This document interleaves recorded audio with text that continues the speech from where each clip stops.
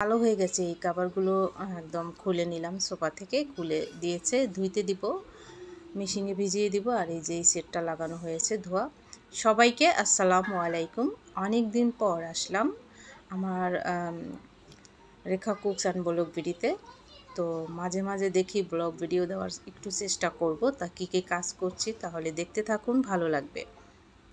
আমার কালো গোলমরিচের গুঁড়া, সাদা গোলমরিচের গুঁড়া শেষ হয়ে গেল।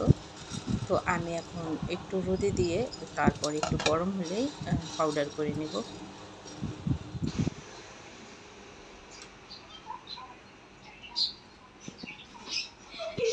বারান্দায় প্রচুর রোদ, অলরেডি রোদ্রুতে দিয়ে দিলাম, গুঁড়া করবো আর কি। ধনিয়া পাতা গাছ,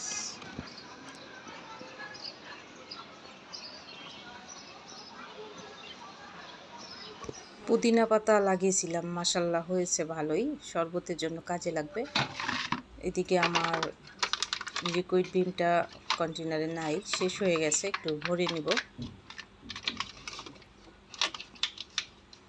যাই হোক, দেখতে থাকুন। অবশ্যই ভালো লাগলে ব্লগ ভিডিওগুলো অবশ্যই লাইক দিয়ে সাবস্ক্রাইব করে রাখবেন আমার এই চ্যানেলটি। যদি পারেন এগিয়ে নিয়ে যাবেন আপনাদের ভালোবাসায়। আর অবশ্যই বেল নোটিফিকেশন অন করে রাখবেন, সাবস্ক্রাইব করে একটা লাইক দিয়ে ভিডিওগুলো শেয়ার করে দিবেন, ভালো লাগবে। অনেক ভিডিওতে অনেক কিছু, আমরা অনেকের ভিডিও দেখলে অনেক কিছু শিখতে পারি, অনেক কিছু শেখার থাকে, অনেক কিছুই আছে যেটা আমরা না দেখে পারি না। তো অবশ্যই ভালো লাগবে। দেখি প্রতিদিন না হয় একদিন পর পর দিতে পারি কিনা। তো একটু পানি দিয়ে মিশিয়ে নিলে আরও ভালো হয়, একদম ঘন পানি দিয়ে মিশিয়ে নিলে অনেক দিন যায় এবং ভালো হয়। এত ঘন ঘন এটা মাছ দিয়েও মানে অনেকটা ইয়া লাগে, পানি দিলে একটু ইজি হয়, ভালো। তো আমি এই যে আলু ধুয়ে নিচ্ছি, আলুর একটা রেসিপি আমার ওই আরেকটা কুকিং চ্যানেল আছে, ওইটা দেখতে পারবেন, অসাধারণ একটা রেসিপি। এদিকে বোতল কাটছি, বোতল কেটে নিয়ে একটা ফুলের টব তৈরি করব পুঁতি দিয়ে। তো পুরো তো দেখাবো না, টবটা তৈরি করে ফিরে আসলাম। একটু অবসর সময় পাই না, তো যাই হোক, এই যে দেখুন, কাটতে অনেক সময় লাগছে, একদম চিকন চিকন করে কেটেছি। আর তার ভিতরে এই পুঁতিগুলো অনেক রকমের বসিয়ে দিয়েছি পানি দিয়ে। এখন আমার এই কিচেনে একটু ঝুলিয়ে রাখবো, দারুণ লতা দিয়ে, ভালো লাগবে।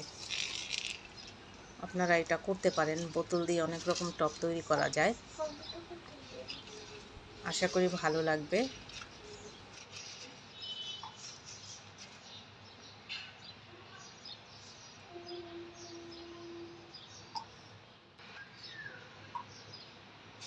কেমন হলো কমেন্টস করে জানাবেন।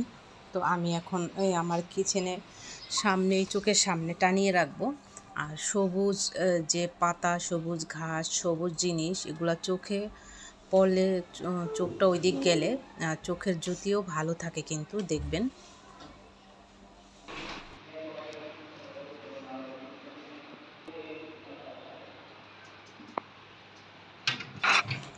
তো এইদিকে আমি ওই যে গোলমরিচের গুঁড়া রোদে দিছিলাম, নিয়ে আসব আর পাউডার করব, আমার লাগবে আর কি। আমি ওই আমার কুকিং চ্যানেলের জন্য একটা রেসিপি করব। তো গোলমরিচের গুঁড়া শেষ হয়ে গেছে, পাউডার করে নেব। কালো গোলমরিচের গুঁড়া, সাদা, বিশেষ করে কালোটা একটু বেশি লাগে। তো ওই চ্যানেলের জন্য আমি রেসিপি শেয়ার করব, সেজন্য এখন পাউডার করে নিলাম।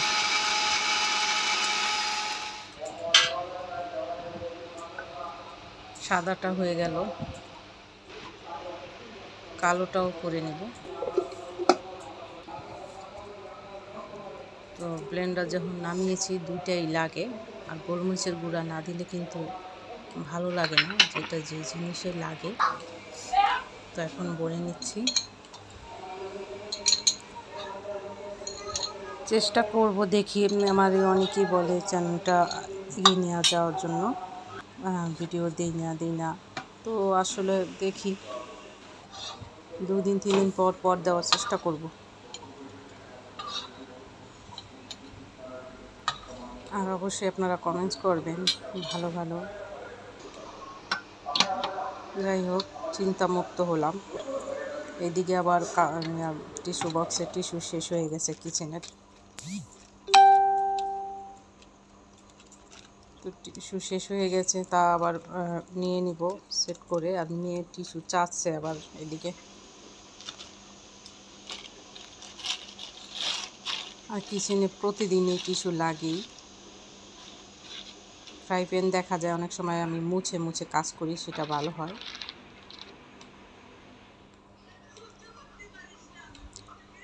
যাই হোক, অনেক কাজ কাম করার পরে এদিকে আবার দুপুরে রান্নার জন্য বাইরে স্কুল থেকে বাচ্চা নিয়ে আসলাম। আর কিছু পালং শাক না, ওই যে কলমি শাক আর আম নিয়ে আসলাম। আমের এই রেসিপি দিব আমি এই চ্যানেলে। কাঁচা আমের আমসত্ত্ব দিয়ে দিব, দেখে আসবেন আমি দিলে। আর কুচি কুচি দুন্দুল পাইলাম, এই দুন্দুলগুলো দিয়ে আপনারা কোন জেলায় কী নামে ডাকেন, আমরা তো দুন্দুল বলি। তো এগুলা দিয়ে চিংড়ি মাছ দিয়ে ঝোল করবো। আর এই বরবরি নারকেল দিয়ে ভর্তা করব। এই ভর্তার রেসিপিটা আমার এই ব্লগ চ্যানেলে আছে, খুবই মজার হয়। তো আজকে এই যে বরবরিগুলো ভালো করে ধুয়ে নিলাম, একদম সিদ্ধ করে নেব। চুলা দিয়ে দিলাম চুলায়। তো দুটো চ্যানেলে দেখি কিভাবে কি করা যায়। তো আমি এখন মাছ রান্না করব, মাছ ভুনবো পেঁয়াজ দিয়ে। আর এদিকে ভর্তা করব। গরমে বেশি রান্না করতে চাই না। কাম করছে এইভাবে বোর্ড আছে, বোর্ডের উপর কাটবো না, একা একা আমগুলো কাটছে। হাত যদি কাটতো তাহলে। এই বুড়ি বুড়ি দিক তাকা, এই আম যদি কাটতো, আমি বললাম কাইটা দি মোহনে। পেঁয়াজ কুচি দিয়ে তেল দিয়ে একটু ভালো করে একটু ভাজা ভাজা করে নিলাম। তেলের পরিমাণ মনে হয় আর একটু লাগবে। তো পেঁয়াজ দিয়ে টমেটো দিয়ে মাছটা ভুনবো। বড় মাছ, তেলটা ছেড়ে গেছে, ভালোভাবে কষিয়েছি সুন্দরভাবে। আজকে সত্যি দুইটা জিনিসই অসাধারণ লাগছে, এক ভর্তা আর হচ্ছে গিয়ে মাছের যে মাছ রান্নাটা আর কি। তো টমেটোগুলো দিয়ে দিলাম, কিছুক্ষণ কষিয়ে গরম পানির ঝোল দিয়ে দিব। কষানোর পর গরম পানি দিয়ে দিলাম। গ্রেভিটা বলকালে আমি মাছগুলো দিয়ে দিব। মাছ আগের থেকেই হলুদ মরিচ লবণ দিয়ে মেখে ভেজে রেখেছিলাম। এই যে টাটকা রুই মাছ ছিল, খুবই মজা লাগছিল মাছটা। তো রান্নাবান্না করে না গোছল নামাজ খাওয়া দাওয়া এইগুলা এখন দুপুরের টাইম। তাই বরবরি একদম সিদ্ধ করে পানি চিপিয়ে দিয়ে দিলাম আর নারকেল দিয়ে দিলাম। এইভাবে করে আপনারা এই বরবরি ভর্তা খেয়ে দেখবেন। পেঁয়াজ কুচি দিয়ে দিলাম। পেঁয়াজটা এই তেলের সাথে ভেজে নিলে আপনার সারা দিন এই ভর্তা নষ্ট হবে না। রাত পর্যন্ত থাকলেও, সকালে যদি ভর্তা করেন রাত পর্যন্তও নষ্ট হবে না। তেল দিয়ে দিলাম আর এই যে এইভাবে করে পরে আবার ওই শুকনো মরিচ তেলে শুকনো মরিচ দিয়ে ভর্তা করে নিয়েছিলাম। তো যাই হোক, লবণ দিয়ে এখন ভর্তাটা করে নেব। আমি পেঁয়াজটা টেলে নেবেন, তাহলে ভর্তাটা অনেক সারাদিন থাকবে, নষ্ট হবে না। যেহেতু নারকেল দিয়ে আর ভালোভাবে একটা ভাজা ভাজা করেছি আমি কিন্তু আড়ালে। তো এই ভর্তাটা বাড়িতে করে, যে কাঁচা নারকেল দিয়ে ভর্তা করে যে টেস্ট হয়। তো আমি যাওয়ার পরে এইভাবে ভর্তাটা আমি দেখিয়েছি। পরে প্রথম দিন তো একদম কাড়াকাড়ি, পরের দিন আবার আমার মতো এইভাবে করছে। এখন থেকে মজা পেয়ে এইভাবেই করে।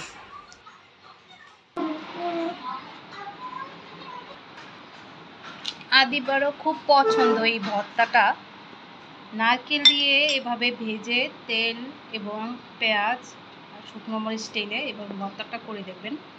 বাদামি কালার করে নারকেল সহ বরবরিটা এভাবে তেলে ভেজে নেবেন, তারপর ভর্তাটা করবেন। যে আদিপা খাবে এখন। তোমার খুব ভালো লাগে না এই ভর্তা আম্মু?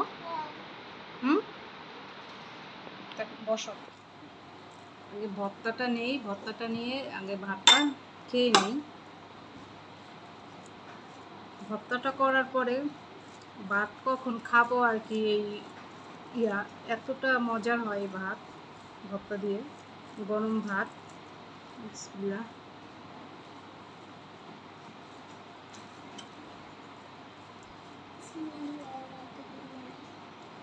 দারুণ মজা হয়েছে।